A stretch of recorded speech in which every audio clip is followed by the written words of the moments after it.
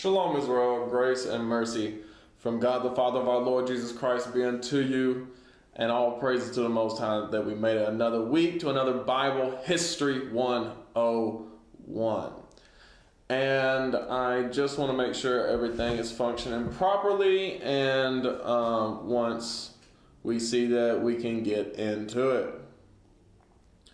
All right, where are we at? Where are we at? Are we on? Are we on? All right, where are we at? Where are we at? Are we on? Are we on?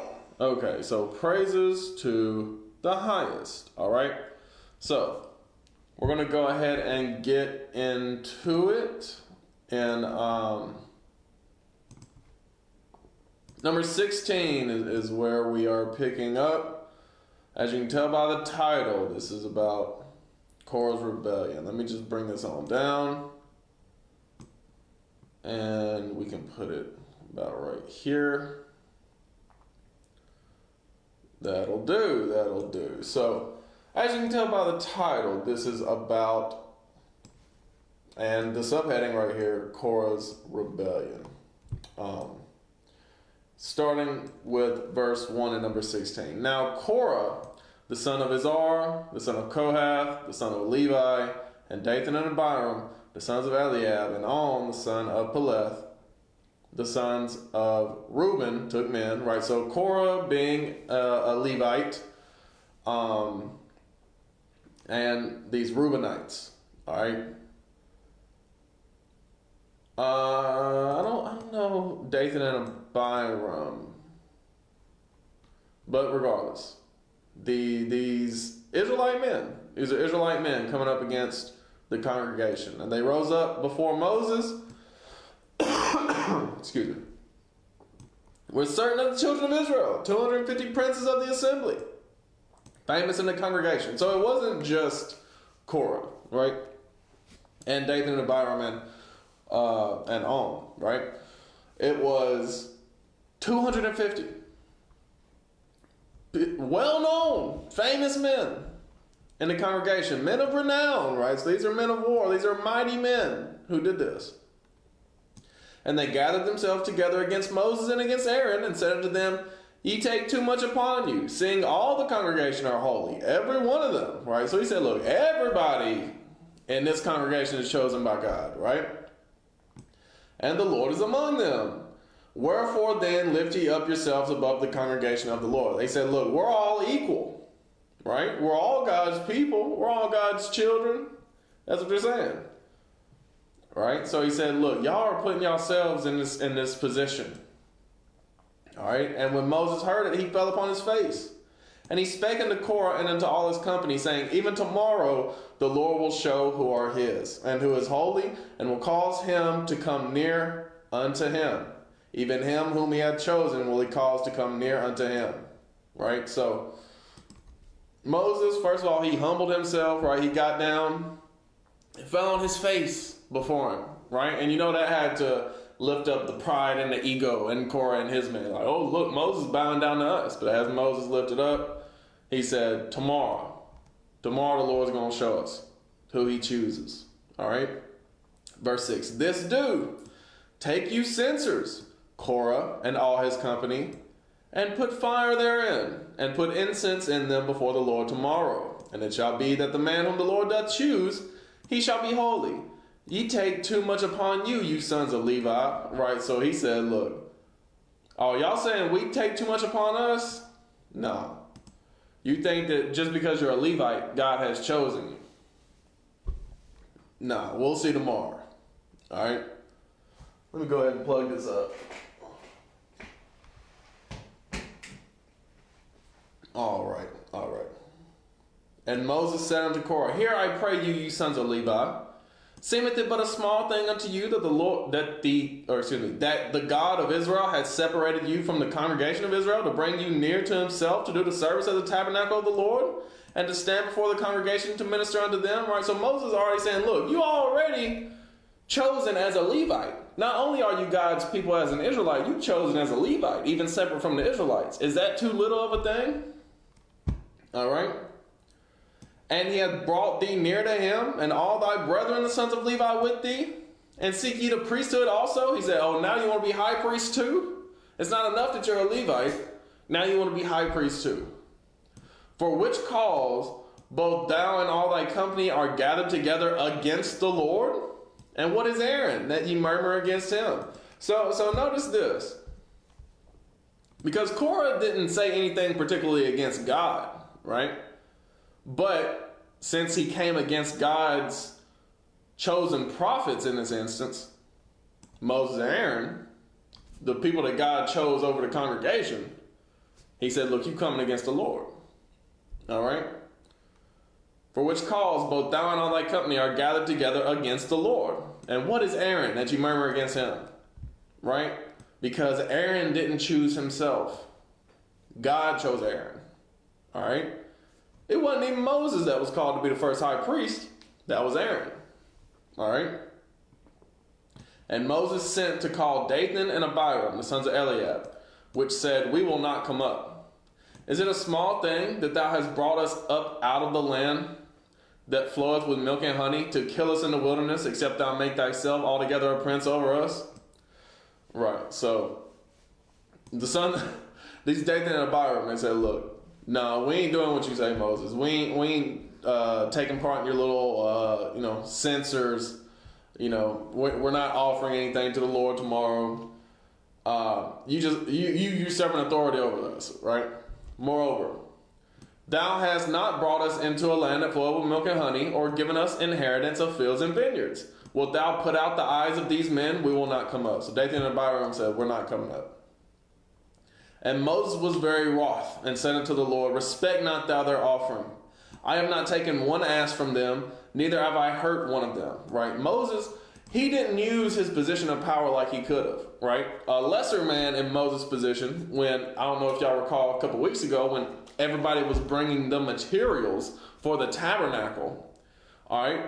The people brought too much. Moses had to tell them, hey, take some of this back. Right?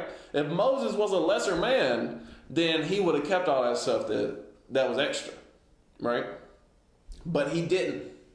Because Moses didn't care about any of that stuff. If Moses was a lesser man, he never would have left Egypt. He would have just stayed a prince under Pharaoh.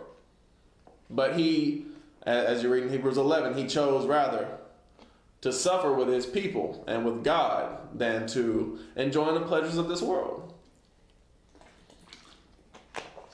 So Moses said, I ain't done nothing to them.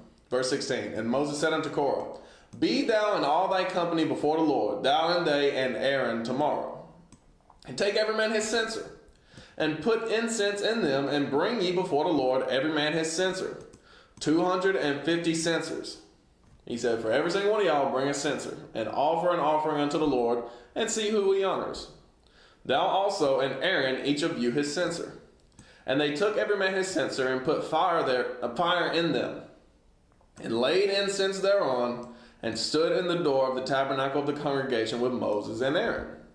And Korah gathered all the congregation against them unto the door of the tabernacle of the congregation. And the glory of the Lord appeared unto all the congregation. Right? So the Lord came down.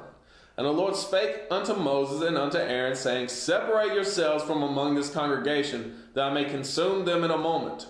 And they fell upon their faces and said, O God, the God of the spirits of all flesh, shall one man sin, and wilt thou be wroth with all the congregation? Right? So he said, spare the congregation, right? These people, Korah and his band of wicked men, they don't represent the whole body. All right? And the Lord spake unto Moses, saying, speaking to the congregation, saying, get you up from about the tabernacle of Korah, Dathan, and Abiram. And Moses rose up and went unto Dathan and Abiram, and the elders of Israel followed him. And he spake unto the congregation, saying, depart, I pray you, from the tents of these wicked men, and touch nothing of theirs, lest you be consumed in all their sins. All right? Separate yourself from these wicked men. All right? He said, depart, I pray you, from these wicked men. All right? And don't touch nothing of theirs, lest you be consumed in all their sins. So they get up from the tabernacle of Korah, Dathan and Abiram on every side, and Dathan and Abiram came out and stood in the door of their tents, and their wives and their sons and their little children. And Moses said, hereby ye shall know that the Lord hath sent me to do all these works.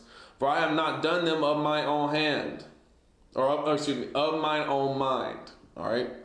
Moses did not choose to deliver the people. All right. Moses did not choose to part the Red Sea. All right. It wasn't Moses doing this. It was the Lord. All right. If these men die the common death of all men, or if they be visited after the visitation of all men, then the Lord had not sent me. But if the Lord make a new thing, and the earth open her mouth, and swallow them up with all that appertain unto them, and they go down quick into the pit, then ye shall understand that these men have provoked the Lord. Right? So this is kind of like a sinkhole, except the earth is actually moving around and causing it to happen, right? Causing it to close up. You'll see here. And it came to pass, as he made an end of speaking all these words, that the ground clave asunder that was under them, and the earth opened her mouth and swallowed them up, and their houses, and all the men that appertain unto Korah, and all their goods. They and all that appertained to them went down alive into the pit, and the earth closed upon them, and they perished from among the congregation. So it's like a sinkhole, except that sinkhole collapsed afterwards. All right. And all Israel that were around them, that were round about them, fled at the cry of them. For they said, lest the earth swallow us up also. Right? So this is not a normal type of death, right? It's like a sinkhole, except closes up on afterwards, right? So all the people saw this, they obviously afraid, fear for their life. They said, we got to get out of here, right? Get away from them. All right? And there came out a fire from the Lord and consumed 250 men that offered incense. All right. So, not only that sinkhole closing up on Korah and, the men around him, or the people around him, but also those 250 men that decided to follow along with Korah, Dathan, and Abiram. All right. And swallowed up with that fire. Got consumed in that fire. And the Lord spake unto Moses, saying, speak unto Eleazar, the son of Aaron the priest, that he take up the censers out of the burning, and scatter thou the fire yonder, for they are hallowed. The censers of these sinners against their own souls, let them make them broad plates for a covering of the altar, for they offer them before the Lord, therefore they are hallowed. They shall be a sign unto the children of Israel. Right? So he said, look, Take what was the metal that made these censers. I'm just looking for a specific word as far as like what kind of metal it says. I don't believe. Okay, here we go. Brazen. That's in the next verse. These brass censers. He said, melt down that brass and we'll make it holy and hallowed before the Lord. All right, we'll make it something for a sign, something that the people can remember, not to come against the leaders of the people. All right. And Eleazar the priest took the brazen censers, wherewith they that were burnt had offered, and they were made broad plates for a covering of the altar, to be a memorial unto the children of Israel, that no stranger, which is not of the seed of Aaron, come near to offer incense before the Lord, that he be not as Korah and as his company, as the Lord said to him by the hand of Moses. Right. So in this context, a stranger is anybody who's not a priest of the lineage of Aaron, right? Under that Levitical priesthood. But even Korah was a Levite, but he wasn't of the lineage of Aaron, and he came against Aaron. He should not have done that. Verse 41. But on the morrow, all the congregation of the children of Israel murmured against Moses and against Aaron, saying, ye have killed the people of the Lord. As if Moses and Aaron have had the power to open up the earth and close it up again. They don't have that power. It's not of them. It's of the Lord, all right?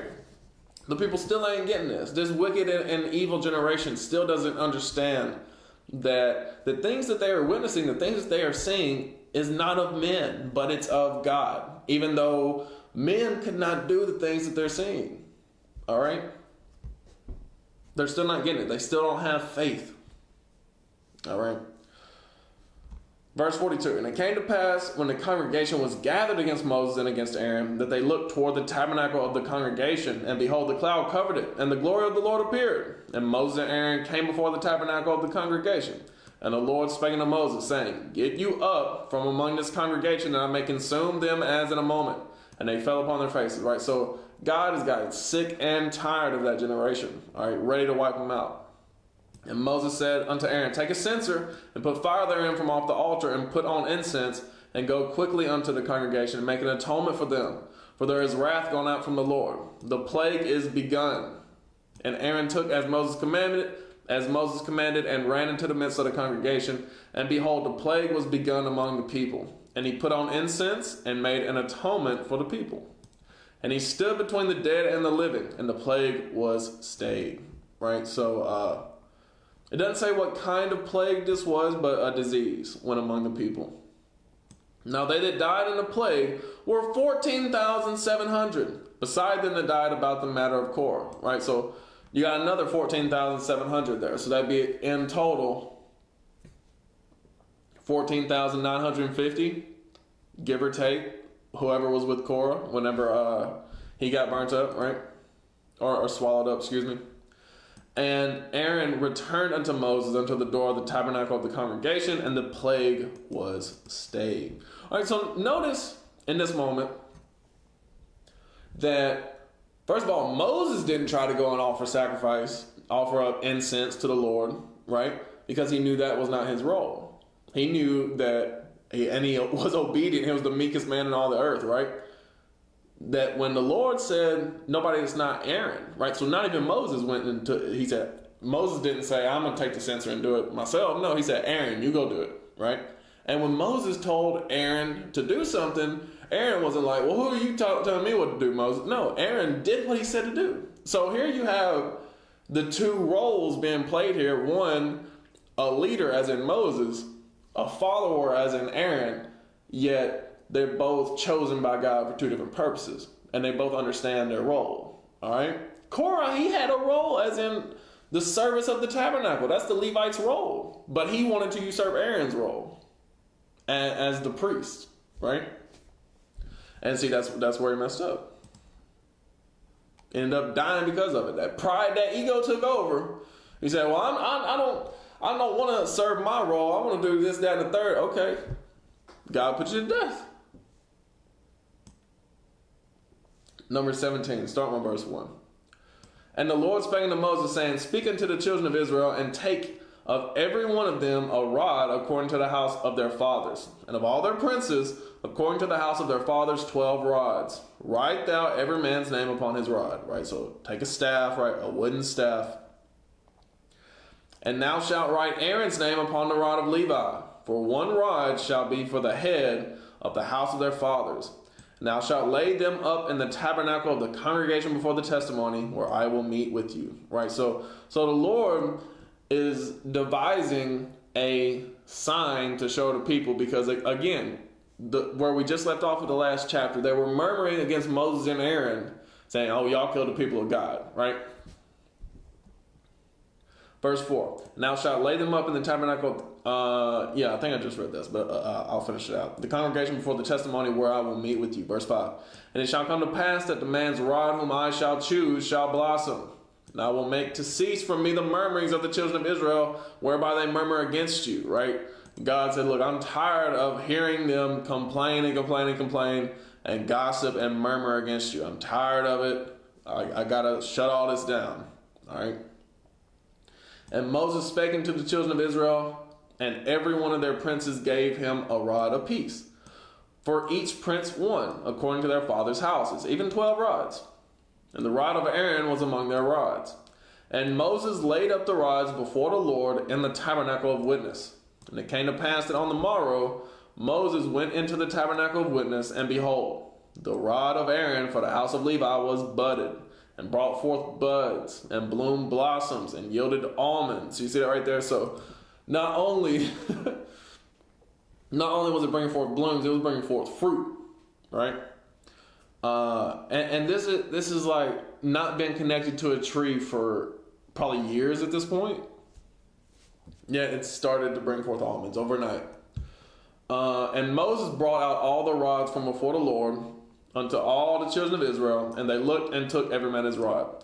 And the Lord said unto Moses, bring Aaron's rod again before the testimony, to be kept for a token against the rebels. And thou shalt quite take away their murmurings from me, that they die not. Right, so God said, look, if they keep on with the rumors and the gossip and the murmuring against y'all, they're going to die. All right, so keep this as a token for when they start murmuring and gossiping, and show them, hey, look, y'all remember this? When God specifically chose Aaron, when he said this and proved this? And Moses did so as the Lord commanded him, so did he. And the children of Israel spake unto Moses, saying, behold, we die, we perish, we all perish.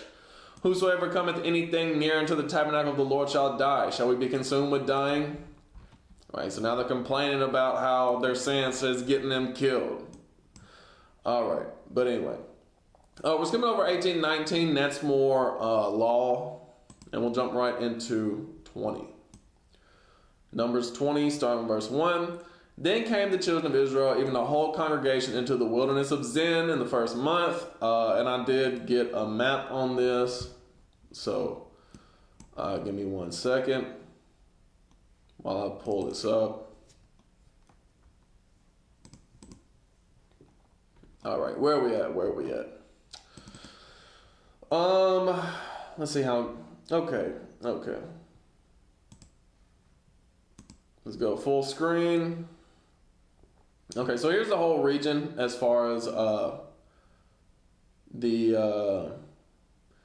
surprisingly it didn't show the wilderness of Zin.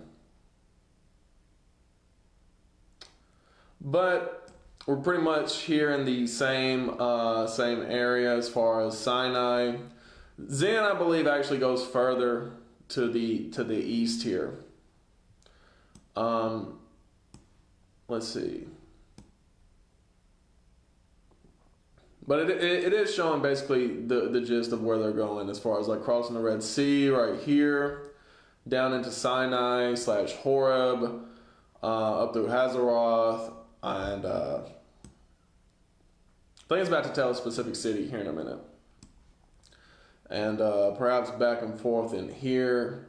I think they went a little further east than this is depicting though. The whole congregation into the desert of Zin in the first month, and the people abode in Kadesh, and Miriam died there and was buried there. Right, so this is where Miriam dies. It says Kadesh. Here's Kadesh Barnea. So around this same region. Don't know what. I don't think these are waters right here. I don't think the water dips down like that into the Sierra Mountains. Perhaps it does. And even this location at the Sierra Mountains is not the best. So y'all forgive me. I'll try to get a better map. Yeah. So that's what we got for now, though. So I'll get a couple different maps. Lord's will. I'll get like a different map next week, and we'll look at it. Verse 2. And there was no water for the congregation, and they gathered themselves together against Moses and against Aaron. And the people chode with Moses and spake, saying, would God that we had died when our brethren died before the Lord. Right, so they're making reference to Korah. Oh, he should have swallowed us all up. And why have ye brought up the congregation of the Lord into this wilderness, that we and our cattle should die there? And wherefore have ye made us to come up out of Egypt to bring us into this evil place? It is no place of seed, or of figs, or of vines, or of pomegranates, neither is there any water to drink. And how quickly do they forget? Right? Not only do they forget the miracles that the Lord has done for them, they forget how, if it wasn't for their wicked and non-believing selves, they would have already been taking the land of Canaan, right? Where they do have figs and vines and seed and pomegranates, right? But of course they're blaming Moses. Well, you brought us up to this wilderness. If it was up to Moses, y'all would have already took the land. You know what I'm saying? But whatever. So it says 6, and Moses and Aaron went from the presence of the assembly unto the door of the tabernacle of the congregation, and they fell upon their faces. And the glory of the Lord appeared unto them. And the Lord spake unto Moses, saying, take the rod, and gather thou the assembly together, thou and Aaron thy brother, and speak ye unto the rock before their eyes. And it shall give forth his water, and thou shalt bring forth to them water out of the rock. So shalt thou give the congregation and their beasts drink. So notice what it says here. All right. So he said, take the rod, gather the assembly together, Both of y'all go out there and speak to the rock, all right, and it shall bring forth water, right? And Moses took the rod from before the Lord as he commanded him, and Moses and Aaron gathered the congregation together before the rock, and he said unto them, Hear now, ye rebels, must we fetch you water out of this rock? Right, so first of all, this is Moses saying, must we, as in Moses and Aaron, get you water out of this rock? And Moses lifted up his hand, and with his rod he smote the rock twice, and the water came out abundantly, and the congregation drank, and their beasts also. So, not only did he not give glory to God in that moment, but he also hit the rock, whereas God just said, speak to it, right? All right. Water came out abundantly, the congregation drank, and their beasts also. And the Lord spake unto Moses and Aaron, because you believe me not, to sanctify me in the eyes of the children of Israel. Therefore ye shall not bring this congregation into the land which I have given them. This is the water of Meribah, because the children of Israel strove with the Lord, and he was sanctified in them, right? Meribah meaning strife. These are the waters of strife, right? So, because in this situation they didn't say, God is going to bring you water out of this rock and do exactly as God commanded,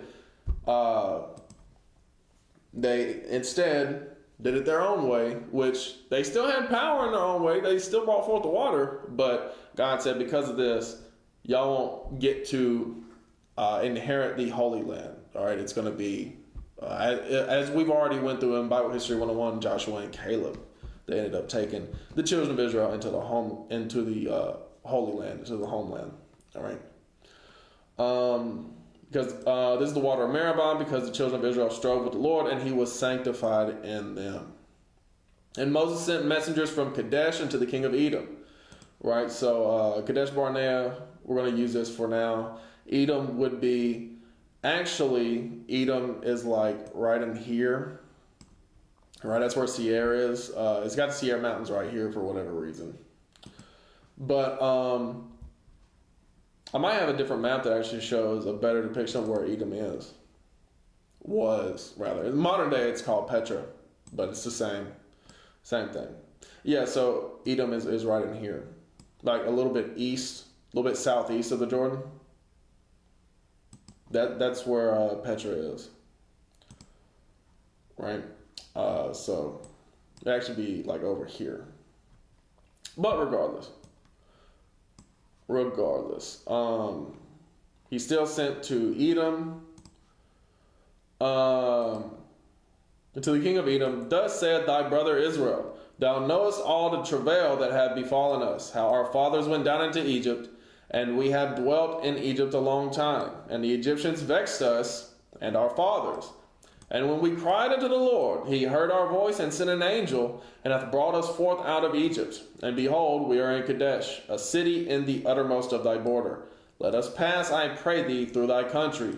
We will not pass through the fields or through the vineyards, neither will we drink of the water of the wells. We will go by the king's highway. We will not turn to the right hand nor to the left until we have passed thy borders. Right? So obviously this is a message of peace that Moses is sending to Edom. He said, look, we are your brothers.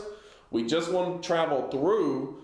We're not going to go anywhere as far as like, excuse me. We're not going to go off the main highway. We're not going to go the back roads. All right. We're not going to go into anybody's property. We're just going to keep walking by the king's highway, as in the main highway where y'all can see where we're going. You're going to see us all come through. We're not going to go astray, right? We're going to, again, this is a message of peace. Just let us pass through, right? And Edom said unto him, Thou shalt not pass by me, lest I come out against thee with the sword. And as we read in Genesis 27, back when we were talking about the patriarchs, that was the blessing given to Esau, was military and weaponry and war and battle, right? So, of course, that would be his reply. And the children of Israel said unto him, We will go by the highway, and if I and my cattle drink of thy water, then I will pay for it. I will only, without doing anything else, go through on my feet. Then he said, Thou shalt not go through. And Edom came out against him with much people and with a strong hand. Thus Edom refused to give Israel passage to his border, wherefore Israel turned away from him. Right? So they come out, Esau come out ready for battle, ready for war. They said, look, you're not coming through our country. We don't want you in our country. How familiar does that sound? We don't want you in our country. Go somewhere else. All right. And the children of Israel, even the whole congregation, journeyed from Kadesh and came unto Mount Hor. So, does this show Mount Hor? It doesn't look like it, unfortunately. Mount Hor is probably somewhere in this mountain range, right in here. So around Esau, around the land of Edom, but somewhere around in here, because Esau took Seir from the Horites, if you recall. So that's probably how Mount Hor got its name, from the Horites. By the coast of the land of Edom, saying, Aaron shall be gathered unto his people. Okay. And the Lord spake unto Moses and Aaron in Mount Hor by the coast of the land of Edom, saying, Aaron shall be gathered unto his people, for he shall not enter into the land which I have given unto the children of Israel, because we rebelled against my word at the water of Meribah. Take Aaron and Eleazar his son, and bring them up unto Mount Hor, and strip Aaron of his garments, and put them upon Eleazar his son. And Aaron shall be gathered unto his people, and shall die there. And Moses did as the Lord commanded, and they went up into Mount Hor in the sight of all the congregation. And Moses stripped Aaron of his garments and put them upon Eleazar his son, and Aaron died there in the top of the mount. Right, so when it's talking about Aaron's garments, let me jump to pictures, because I showed y'all this whenever we were describing the priest's garments. I think I have it in here under high priest garment. Let's see. Yes. It's talking about these garments. It's talking about specifically the high priest garments. Take them from Aaron and give them to Eleazar to show the passing of the torch, so to speak. All right. And Aaron died there in the top of the mount, and Moses and Eleazar came down from the mount. And when all the congregation saw that Aaron was dead, they mourned for Aaron 30 days, even all the house of Israel. Right. Everybody mourned for Aaron, the first high priest. All right. Numbers 21, starting with verse 1. And when King Arad, the Canaanite, which dwelt in the south, heard tell that Israel came by the way of the spies, then he fought against Israel, and took some of them prisoners. And Israel vowed a vow unto the Lord, and said, If thou wilt indeed deliver this people into my hand, then I will utterly destroy their cities.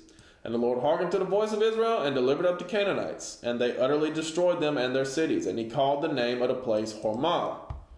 I don't know what Hormah means. Do we see Hormah? They don't even have Hormah on here. Come on now. Yeah, I gotta get a better map than this. My apologies. All right. Let's see if we get the name of Hormah. I can't tell right off the bat what that means. Let's see. Where we at? Numbers 21. Let's see if we got Hormah anywhere. No, unfortunately. Oh yeah, it is. That is utter destruction. All right. So that's what Hormah means, utter destruction. As it says there in verse 3, and they utterly destroyed them. All right. Hormah means utter destruction. All right. So, and they journeyed from Mount Hor by the way of the Red Sea to compass the land of Edom. And the soul of the people was much discouraged because of the way, right? Because it's the opposite direction of what they need to be going, right? So they went down by the Red Sea, right? By way of the Red Sea. All right. And the people spake against God and against Moses. Wherefore have ye brought us up out of Egypt to die in the wilderness? For there is no bread, neither is there any water, and our soul loatheth this light bread, right? So now they're starting to hate the angels' food, which we read, I believe it was last week, could have been the week before last, about how they were already complaining against the manna. And again, it is very repetitive, especially going back-to-back chapters like this, about how often the people complain. I can only imagine how repetitive it must have been in the ears of the Lord. Hearing it constantly over and over about these people complaining. All right, verse 6. And the Lord sent fiery serpents among the people, meaning venomous snakes. And they bit the people, and much people of Israel died. Therefore the people came to Moses and said, We have sinned, for we have spoken against the Lord and against thee. Pray unto the Lord that he may take away the serpents from us. And Moses prayed for the people, and the Lord said unto Moses, Make thee a fiery serpent, and set it upon a pole. And it shall come to pass that everyone that is bitten, when he look upon it, shall live. And Moses made a serpent of brass, and put it upon a pole. And it came to pass that if a serpent had bitten any man, when he beheld the serpent of brass, he lived. Right? So even, I believe it was the Greeks who took this idea of a serpent on a pole and like made it like an idea of one of their gods. And America even still uses that today as a symbol of health, is the serpent on a pole. All right? And this is how Christ described the same way he would be lifted up. If you read John 3 and 14. All right? The same way that the serpent was lifted up in the wilderness. All right? Verse 10. And the children of Israel set forward and pitched in Oboth. And they journeyed from Oboth and pitched at Barim in the wilderness, which is before Moab, before the sunrise, or toward the sun rising, meaning toward the east. Come on now. It does show Oboth, but not Barim. Is that? Am I saying that right? Let's see. Barim. Oh, excuse me. From thence they were moved and pitched in the valley of Zered. From thence they were moved and pitched on the other side of Arnon, which is in the wilderness that cometh out of the coast of the Amorites. For Arnon is the border of Moab, between Moab and the Amorites. All right. So does it even show? It does not even show that far north. Good Lord. Yeah, this map is not the best. Y'all, I'm probably stressing out about it more than y'all are, but it's really getting on my nerves. How lackluster this map turned out to be. So I like this map right here. This is one I constantly go to. Not only is it color coded, but it does show. I believe it shows Arnon. It shows the river Arnon. Does it? Maybe I started to give it a little bit too much credit. I thought it showed the river Arnon. Let's zoom in a little bit. Yeah, this is the river Arnon right here. That's the border between what used to be the Amorites and Moab, and Ammon, as you can see, is out here. All right. I was thinking, where is Ammon in this? Because I know that they're pretty close to Moab, but yeah, they're out east of where the Amorites used to dwell. Okay, so let's get back to it. Arnon is the border of Moab, between Moab and the Amorites. Wherefore it is said in the book of the wars of the Lord, what he did in the Red Sea, and in the brooks of Arnon, and at the stream of the brooks that goeth down to the dwelling of Ar, and lieth upon the border of Moab. And from thence they went to Beer, that is the well whereof the Lord spake unto Moses, gather the people together, and I will give them water. Right? Beer is Hebrew for well. All right. Then Israel sang the song, Spring up, O well, sing ye unto it. The princes digged the well, the nobles of the people digged it by the direction of the lawgiver with their staves. And from the wilderness they went to Matana, and from Matana to Nahaliel, and from Nahaliel to Bamoth, and from Bamoth in the valley that is in the country of Moab to the top of Pisgah, which looked toward Jeshimon. All right. So I believe Pisgah is the same as Mount Nebo. I may be mistaken on that. I don't think this map had any of those cities though. I don't think either of these maps had any of those cities.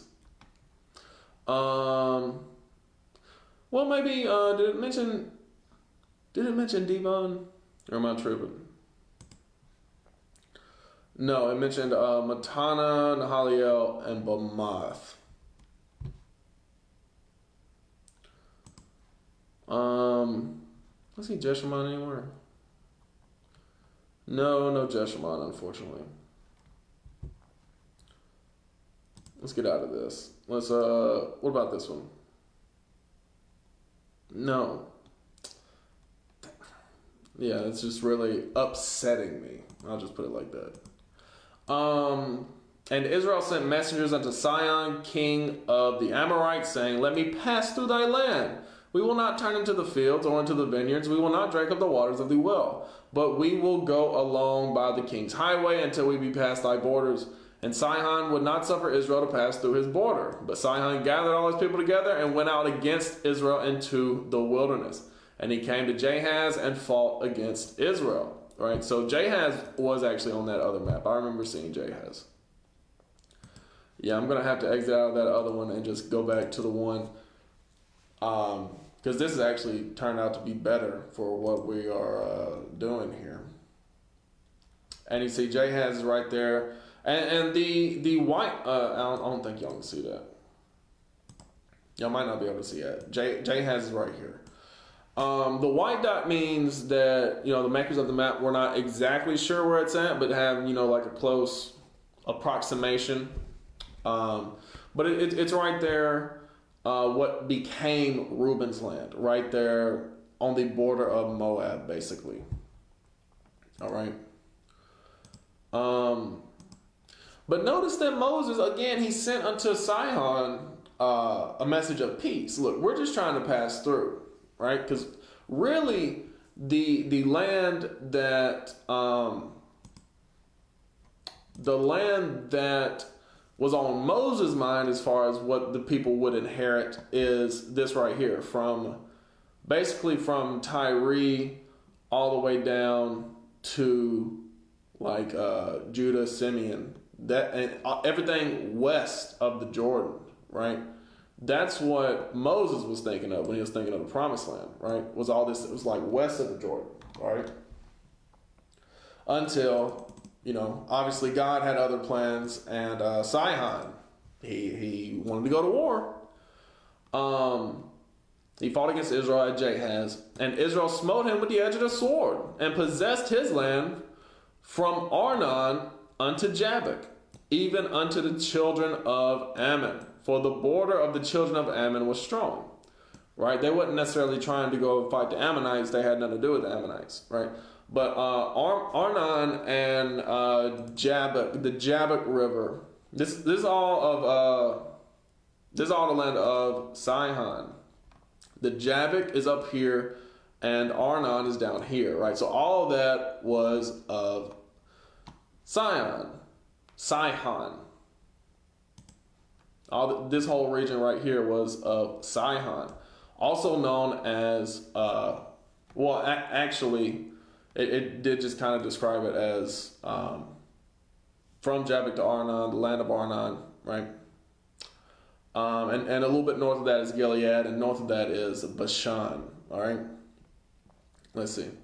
Ammon was strong, and Israel took all these cities. And Israel dwelt in all the cities of the Amorites, and Heshbon, and in all the villages thereof. For Heshbon was the city of Sihon, the king of the Amorites, who had fought against the former king of Moab, and taken all his land out of his hand, even unto Arnon. Wherefore, they that speak in Proverbs say, Come into Heshbon, let the city of Sihon be built and prepared. For there is a fire gone out of Heshbon, of flame from the city of Sihon. It hath consumed Ar of Moab, and the lords of the high places of Arnon. Woe to thee, Moab! Thou art undone, O people of Shemash. He hath given his sons that escaped, and his daughters into captivity unto Sihon, king of the Amorites. Right, so woe unto Moab. They couldn't even handle the Amorites, which were destroyed by the Israelites. All right, we have shot at them. Heshbon is perished even unto Dibon, or Dibon. And we have laid them waste even unto Nophah, which reacheth unto Medeba. All right, so all that was cities right there in that land. As you see Medeba, you see Dibon, Aroer, Jahaz is where they come to meet the people. I don't think we see Heshbon on here. Yeah, we do. Heshbon's up here. All right, so all those are cities that were that were mentioned in those proverbs. All right. Thus Israel dwelt in the land of the Amorites. And Moses sent to spy out Jazer, and they took the villages thereof and drove out the Amorites that were there. And they turned and went up by the way of Bashan. And Og, the king of Bashan, went out against them, he and all his people, to the battle at Edrei. And the Lord said unto Moses, fear him not, for I have delivered him into thy hand and all his people and his land. And thou shalt do to him as thou did unto Sihon, king of the Amorites, which dwelt at Heshbon. So they smote him and his sons and all his people until there was none left him alive, and they possessed his land. Right. So, and I probably shouldn't have X'd out of this because I'm coming right back to it, because it said that he was at Edrei. Right. So that's the battle happened at Edrei. So where was he dwelling at? Jazer is where they spied out, or Jazer, however you want to pronounce that. Yeah, so they had the battle at Edrei. All right.